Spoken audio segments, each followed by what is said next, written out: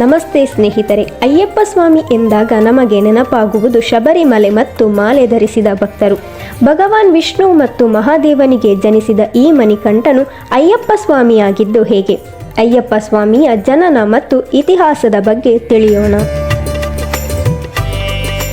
800 ವರ್ಷಗಳ ಹಿಂದೆ ಅಯ್ಯಪ್ಪ ಸ್ವಾಮಿಯ ಸಾಕುತಂದೆ ಎನಿಸಿಕೊಂಡ ರಾಜಶೇಖರನ್ ಎಂಬ ಅರಸನು ಪಂದಳ ರಾಜ್ಯವನ್ನು ಆಳ್ವಿಕೆ ಮಾಡಿಕೊಂಡಿದ್ದನು. ರಾಜ್ಯವು ಸುಭಿಕ್ಷೆಯಿಂದ ಕೂಡಿದ್ದರೂ ಒಂದು ದುಃಖ ಮಾತ್ರ ರಾಜನನ್ನು ಸದಾ ಕಾಡುತ್ತಿತ್ತು. ಅವನಿಗೆ ಸಂತಾನ ಸೌಭಾಗ್ಯ ಪ್ರಾಪ್ತಿಯಾಗಿರಲಿಲ್ಲ. ರಾಜ್ಯಾಧಿಕಾರವನ್ನು ಮುಂದೆ ವಹಿಸಿಕೊಳ್ಳಲು ಉತ್ತರಾಧಿಕಾರಿ ಇಲ್ಲವೆಂದು ರಾಜನು ರಾಣಿಯು ನಿಸ್ಸಹಾಯಕರಾಗಿ ಭಗವಾನ್ ಶಿವನಲ್ಲಿ ಮಗುವನ್ನು ಕರುಣಿಸುವಂತೆ ನಿರಂತರವಾಗಿ ಪ್ರಾರ್ಥಿಸುತ್ತಿದ್ದರು. ದುರ್ಗಾದೇವಿಯು ಮಹಿಷಾಸುರನನ್ನು ವಧಿಸಿದ ನಂತರ ಮಹಿಷಾಸುರನ ಸಹೋದರಿಯಾದ ಮಹಿಷಿಯು ತನ್ನ ಸೋದರನ ಕೊಲೆಗೆ ಪ್ರತೀಕಾರ ತೀರಿಸಲು ನಿರ್ಧರಿಸಿ ವಿಷ್ಣು ಮತ್ತು ಶಿವನಿಗೆ ಜನಿಸಿದ ಮಗುವನ್ನು ಹೊರತುಪಡಿಸಿ ಯಾವುದೇ ಜೀವಿಗಳು ತನ್ನನ್ನು ಕೊಲ್ಲಬಾರದು ಎಂದು ಬ್ರಹ್ಮದೇವನಿಂದ ವರವನ್ನು ಪಡೆಯುತ್ತಾಳೆ. ಇಬ್ಬರು ಪುರುಷರು ಮಕ್ಕಳನ್ನು ಪಡೆಯಲು ಸಾಧ್ಯವಿಲ್ಲ ಎಂದು ಅರಿತು ಮಹಿಷಿಯು ದೇವಲೋಕಕ್ಕೆ ಹೋಗಿ ದೇವತೆಗಳಿಗೆ ಕಿರುಕುಳ ನೀಡಲಾರಂಭಿಸಿದಳು. ನಂತರ ದೇವತೆಗಳು ಭಗವಾನ್ ವಿಷ್ಣುವಿನ ಮೊರೆ ಹೋಗುತ್ತಾರೆ. ಹಿಂದೊಮ್ಮೆ ವಿಷ್ಣುವು ಅಸುರರಿಂದ ಅಮೃತವನ್ನು ಪಡೆಯಲು ಮೋಹಿನಿಯ ಅವತಾರವನ್ನು ತಾಳಿದ್ದನು. ಈಗ ಮತ್ತೆ ಅದೇ ಮೋಹಿನಿಯ ಅವತಾರವನ್ನು ತಾಳಿದ ವಿಷ್ಣುವು ಶಿವನ ಸಂಯೋಗದಿಂದ ಗಂಡು ಮಗುವಿಗೆ ಜನ್ಮ ನೀಡುತ್ತಾನೆ. ಆ ಮಗುವನ್ನು ಶಿವನ ಮಕ್ಕಳಿಲ್ಲದ ಭಕ್ತನಾದ ಪಂದಳದ ರಾಜ ರಾಜಶೇಖರನ ಆರೈಕೆಯಲ್ಲಿ ಇಡಲು ನಿರ್ಧರಿಸಲಾಯಿತು. ಪಂಪಾ ನದಿಯ ಸಮೀಪವಿರುವ ಕಾಡಿಗೆ ರಾಜಶೇಖರನ್ ಬೇಟೆಯಾಡಲು ಹೋದಾಗ ಕಾಡಿನೊಳಗಿಂದ ಶಿಶುವಿನ ರೋದನೆ ಕೇಳಿದನು. ಅದನ್ನು ಹಿಂಬಾಲಿಸಿ ಹೋದ ರಾಜನು ಮಗುವನ್ನು ನೋಡಿ ಗೊಂದಲಕ್ಕೆ ಒಳಗಾಗಿ ಅಲ್ಲೇ ನಿಂತನು. ತದನಂತರದಲ್ಲಿಯೇ ಎಲ್ಲಿಂದಲೂ ಒಬ್ಬ ಸಾಧು ಕಾಣಿಸಿಕೊಳ್ಳುತ್ತಾನೆ ಮತ್ತು ಶಿಶುವನ್ನು ತನ್ನ ಅರಮನೆಗೆ ಕರೆದೊಯ್ಯಲು ಸೂಚಿಸಿದನು. ಈ ಶಿಶು ತನ್ನ ರಾಜವಂಶದ ದುಃಖವನ್ನು ತಗ್ಗಿಸುತ್ತದೆ, ಹಾಗಾಗಿ ತನ್ನ ಅರಮನೆಗೆ ಕರೆದೊಯ್ಯಲು ಸೂಚಿಸಿದನು. ಮಗುವು ಕೊರಳಿನಲ್ಲಿ ಚಿನ್ನದ ಸರ ಮತ್ತು ಗಂಟೆಯನ್ನು ಧರಿಸಿದ್ದರಿಂದ ಮಣಿಕಂಠನ್ ಎಂದು ಹೆಸರಿಸುವಂತೆ ಸಾಧು ರಾಜನಿಗೆ ನಿರ್ದೇಶಿಸಿದನು. ಭಾವಪರವಶನಾದ ರಾಜಶೇಖರನ್ ಮಣಿಕಂಠನನ್ನು ಮನೆಗೆ ಕರೆದೊಯ್ದನು. ಶಿವನಿಂದಲೇ ಆಶೀರ್ವಾದ ಪಡೆದಿದ್ದೇವೆ ಎಂದು ರಾಜ ಹಾಗೂ ರಾಣಿ ಇಬ್ಬರೂ ಭಾವಿಸಿದರು. ರಾಜಶೇಖರನ ನಂತರ ರಾಜನಾಗುವ ಭರವಸೆಯನ್ನು ಹೊಂದಿದ್ದ ದಿವಾನರೆಲ್ಲರೂ ರಾಜದಂಪತಿಗಳ ಸಂತೋಷದಲ್ಲಿ ನಿರಾಶೆಗೊಂಡರು. ಬಾಲ್ಯದಲ್ಲಿ ಮಣಿಕಂಠನ್ ಬಹಳ ಬುದ್ಧಿವಂತ ಮತ್ತು ಪೂರ್ವಭಾವಿಯಾಗಿದ್ದನು. ಸಮರ ಕಲೆಗಳು ಮತ್ತು ಶಾಸ್ತ್ರಗಳಲ್ಲಿ ಉತ್ಕೃಷ್ಟನಾಗಿದ್ದನು. ತನ್ನ ಅಧ್ಯಯನವನ್ನು ಪೂರ್ಣಗೊಳಿಸಿದ ನಂತರ ಮಣಿಕಂಠನ್ ತನ್ನ ಗುರುಗಳ ಬಳಿಗೆ ಗುರುದಕ್ಷಿಣೆಯನ್ನು ನೀಡಲು ಮತ್ತು ಪ್ರತಿಯಾಗಿ ಅವರ ಆಶೀರ್ವಾದವನ್ನು ಪಡೆಯಲು ಗುರುಕುಲಕ್ಕೆ ಹೋದನು. ಮಣಿಕಂಠನು ದೈವಿಕ ಗುಣಗಳನ್ನು ಹೊಂದಿದ್ದಾನೆ ಎಂದು ಅರಿತಿದ್ದ ಗುರುಗಳು ಕುರುಡ ಮತ್ತು ಮೂಕನಾಗಿದ್ದ ತನ್ನ ಮಗನಿಗೆ ದೃಷ್ಟಿ ಮತ್ತು ವಾಕ್ ದಯಪಾಲಿಸುವಂತೆ ಮಣಿಕಂಠನನ್ನು ಬೇಡಿಕೊಂಡರು. ಮಣಿಕಂಠನ್ ಗುರುವಿನ ಮಗನ ತಲೆಯ ಮೇಲೆ ತನ್ನ ಕೈಗಳನ್ನು ಇಟ್ಟನು ಮತ್ತು ಹುಡುಗನಿಗೆ ತಕ್ಷಣವೇ ದೃಷ್ಟಿ ಮತ್ತು ಮಾತು ಬಂದಿತು. ಈ ವಿಷಯವು ಯಾರಿಗೂ ತಿಳಿಯದಂತೆ ಗುರುಗಳಲ್ಲಿ ವಿನಂತಿಸಿ ಮಣಿಕಂಠನು ನೇರವಾಗಿ ಅರಮನೆಗೆ ಮರಳಿದನು. ಅಷ್ಟರಲ್ಲಿ ರಾಣಿಯು ಗಂಡು ಮಗುವಿಗೆ ಜನ್ಮ ನೀಡಿದ್ದಳು. ಅದಕ್ಕೆ ರಾಜರಾಜನ್ ಎಂದು ಹೆಸರಿಟ್ಟಳು.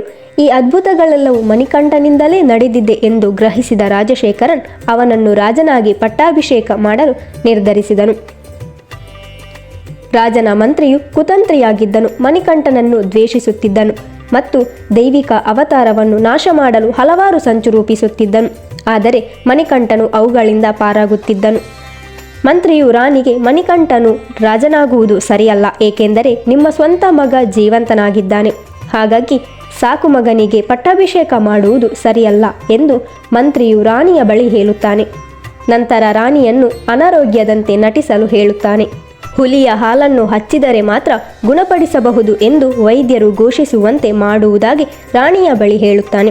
ಮಣಿಕಂಠನು ಕಾಡು ಪ್ರಾಣಿಗಳಿಗೆ ಬಲಿಯಾಗುತ್ತಾನೆ ಅಥವಾ ಅವನು ಹುಲಿಯ ಹಾಲನ್ನು ತರದೆ ಹೋದರೆ ರಾಜಶೇಖರನಿಗೆ ಅವನ ಮೇಲಿನ ಪ್ರೀತಿ ಕಡಿಮೆಯಾಗುತ್ತದೆ ಎಂದು ತನ್ನ ಸ್ವಂತ ಮಗನ ಮೇಲಿನ ಪ್ರೀತಿಯಿಂದ ಕುರುಡಲಾದ ರಾಣಿ ಮಂತ್ರಿಗೆ ಸಹಾಯ ಮಾಡುವುದಾಗಿ ಪ್ರತಿಜ್ಞೆ ಮಾಡುತ್ತಾಳೆ ಮತ್ತು ವಿಪರೀತ ತಲೆನೋವಿನಂತೆ ನಟಿಸುತ್ತಾಳೆ. ರಾಜನು ಗಾಬರಿಗೊಂಡು ವೈದ್ಯರನ್ನು ಏರ್ಪಾಡು ಮಾಡುತ್ತಾನೆ. ವೈದ್ಯರು ಮಂತ್ರಿಯು ಹೇಳಿಕೊಟ್ಟಂತೆ ಹುಲಿಯ ಹಾಲನ್ನು ಹಚ್ಚಿದರೆ ಮಾತ್ರ ಇದನ್ನು ಗುಣಪಡಿಸಬಹುದು ಎಂದು ಹೇಳುತ್ತಾರೆ. ಹಾಲು ತರಲು ಹೋದ ಸೈನಿಕರ ತಂಡವು ಬರಿಗೈಯಲ್ಲಿ ಮರಳಿತು. ಮಣಿಕಂಠನು ಮುಂದಾಗುತ್ತಾನೆ. ಇಷ್ಟವಿಲ್ಲದಿದ್ದರೂ ರಾಜಶೇಖರನ್ ತನ್ನ ನೆಚ್ಚಿನ ಮಗನಿಗೆ ವಿದಾಯ ಹೇಳಿ ಭಗವಾನ್ ಶಿವನ ಗೌರವಾರ್ಥವಾಗಿ ಆಹಾರ, ದಾಸ್ತಾನು ಮತ್ತು 3 ಕಣ್ಣಿನ ತೆಂಗಿನಕಾಯಿಗಳನ್ನು ಜೊತೆಯಲ್ಲಿ ಕೊಟ್ಟು ಮಣಿಕಂಠನನ್ನು ಕಾಡಿಗೆ ಕಳುಹಿಸುತ್ತಾನೆ. ಶಿವನ ಪಂಚಭೂತಗಳು ಅವನೊಂದಿಗೆ ಸೇರಿಕೊಂಡವು. ಆದರೆ ದಾರಿಯಲ್ಲಿ ದೇವಲೋಕದಲ್ಲಿ ರಾಕ್ಷಸಿ ಮಹಿಷಿಯ ಕ್ರೌರ್ಯವನ್ನು ಕಣ್ಣಾರೆ ಕಂಡನು. ಮಣಿಕಂಠನಲ್ಲಿ ನ್ಯಾಯ ಪ್ರಜ್ಞೆಯು ಆಕ್ರೋಶಗೊಂಡಿತು. ಅವನು ಮಹಿಷಿಯನ್ನು ಭೂಮಿಯ ಮೇಲೆ ಎಸೆದನು.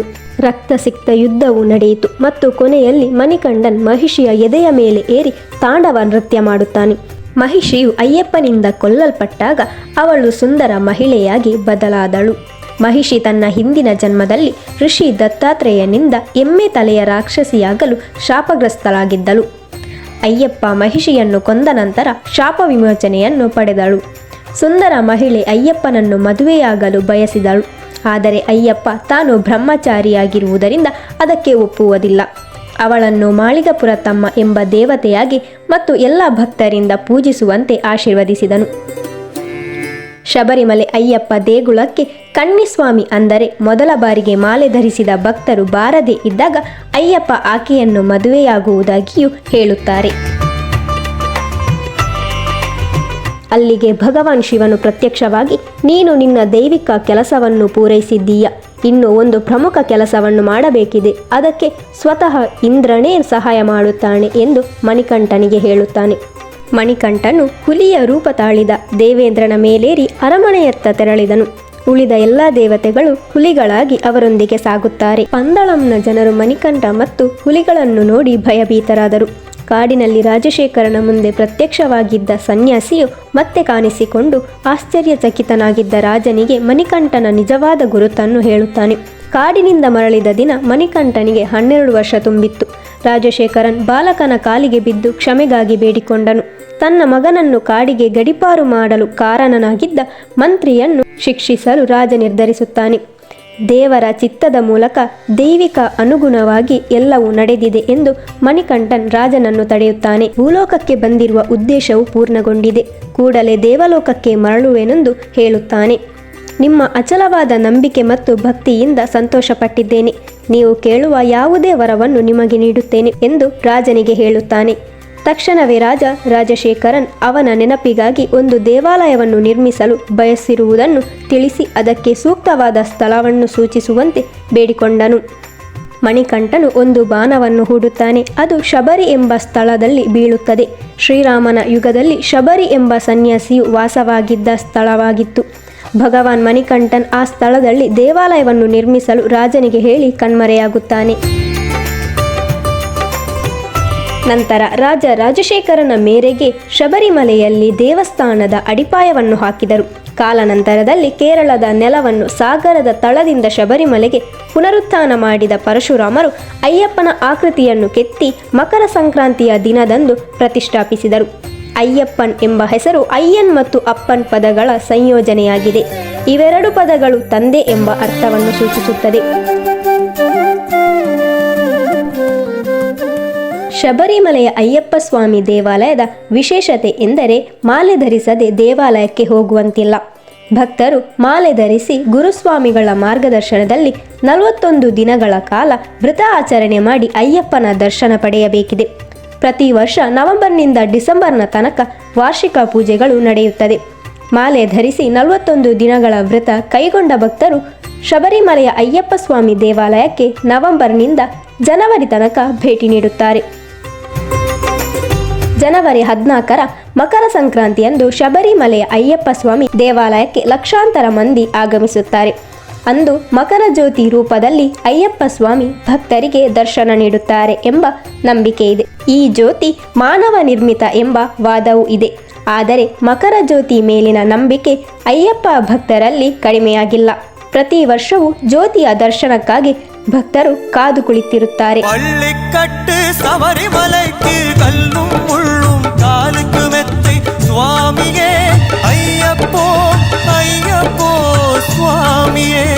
ಅಯ್ಯಪ್ಪ ಸ್ವಾಮಿಯ ದರ್ಶನಕ್ಕೆ ವ್ರತ ಆಚರಣೆ ಮಾಡುವುದು ಬಹಳ ಕಠಿಣವಾದದ್ದು. ನವೆಂಬರ್ ತಿಂಗಳು ಚಳಿಗಾಲ. ಆಗ ಮುಂಜಾನೆ ಎದ್ದು ತಣ್ಣೀರು ಸ್ನಾನ ಮಾಡಿ ಹತ್ತಿರದ ದೇವಾಲಯಕ್ಕೆ ಭೇಟಿ ಕೊಟ್ಟ ಬಳಿಕ ಅಯ್ಯಪ್ಪ ಸ್ವಾಮಿ ಪೂಜೆ ಮಾಡಬೇಕು. ವ್ರತ ಆಚರಣೆ ಮಾಡುವ ವ್ಯಕ್ತಿ ಚಪ್ಪಲಿ ಧರಿಸುವಂತಿಲ್ಲ. ದಿನಕ್ಕೆ 2 ಬಾರಿ ಸ್ನಾನ ಮಾಡಿ ಅಯ್ಯಪ್ಪನ ಪೂಜೆ ಮಾಡಬೇಕು. ಸ್ವತಃ ತಯಾರು ಮಾಡಿದ ಆಹಾರ ಸೇವಿಸಬೇಕು. ಬೆಳಗ್ಗೆ ಮತ್ತು ರಾತ್ರಿ ಮಿತವಾದ ಆಹಾರ ಸೇವಿಸಬೇಕು.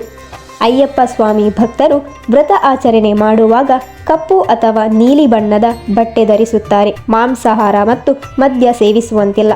ಪರಸ್ಪರ ಒಬ್ಬರನ್ನೊಬ್ಬರು ಮಾತನಾಡಿಸುವಾಗ ಸ್ವಾಮಿ ಎಂದು ಮಾತನಾಡಿಸುತ್ತಾರೆ. ಕೂದಲು ಮತ್ತು ಉಗುರು ಕತ್ತರಿಸುವಂತಿಲ್ಲ. ಶಬರಿಮಲೆ ಬೆಟ್ಟವನ್ನು ಏರುವಾಗ ಭಕ್ತರು ತಲೆಯಲ್ಲಿ ಇರುಮುಡಿಯನ್ನು ಹೊರುತ್ತಾರೆ. ಇರುಮುಡಿ ಎಂದರೆ 2 ವಿಭಾಗಗಳನ್ನು ಹೊಂದಿರುವ ಸಣ್ಣ ಚೀಲ. ಮುಂಭಾಗದ ವಿಭಾಗವನ್ನು ಮುನ್ಮುಡಿ ಎಂದು ಕರೆಯಲಾಗುತ್ತದೆ. ಇದರಲ್ಲಿ ನೈವೇದ್ಯಗಳು ಮತ್ತು ಪೂಜಾ ಸಾಮಗ್ರಿಗಳಿರುತ್ತದೆ ಮತ್ತು ಹಿಂದಿನ ಭಾಗವನ್ನು ಪಿನ್ಮುಡಿ ಎಂದು ಕರೆಯಲಾಗುತ್ತದೆ. ಇದು ಭಕ್ತರ ವೈಯಕ್ತಿಕ ವಸ್ತುಗಳನ್ನು ಒಳಗೊಂಡಿರುತ್ತದೆ.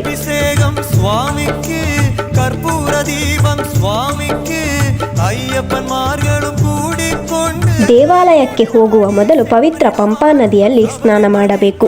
ಶರಣಂ ಘೋಷಣೆಗಳನ್ನು ಹಾಡುತ್ತಾ ದೇವಾಲಯ ತಲುಪಲು 18 ಮೆಟ್ಟಿಲುಗಳನ್ನು ಏರಬೇಕು. 18 ಮೆಟ್ಟಿಲುಗಳು ಜೀವಾತ್ಮವು ಪರಮಾತ್ಮವನ್ನು ತಲುಪಲು ಪವಿತ್ರ ಮಾರ್ಗಗಳಾಗಿವೆ.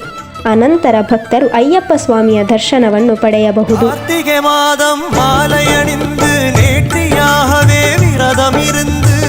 ಭಗವಂತನಲ್ಲಿ ಐಕ್ಯವಾಗಲು ರಾಜಯೋಗ, ಭಕ್ತಿಯೋಗ, ಕರ್ಮಯೋಗ, ಜ್ಞಾನಯೋಗ ಮುಂತಾದ ಮಾರ್ಗಗಳಿವೆ. ಅಯ್ಯಪ್ಪ ಸ್ವಾಮಿಯ ಭಕ್ತರು ಭಕ್ತಿಯೋಗದ ಮೂಲಕ 41 ದಿನಗಳ ವ್ರತ ಆಚರಣೆ ಮಾಡಿ ದೇವರ ದರ್ಶನ ಪಡೆದು ಪುನೀತರಾಗುತ್ತಾರೆ.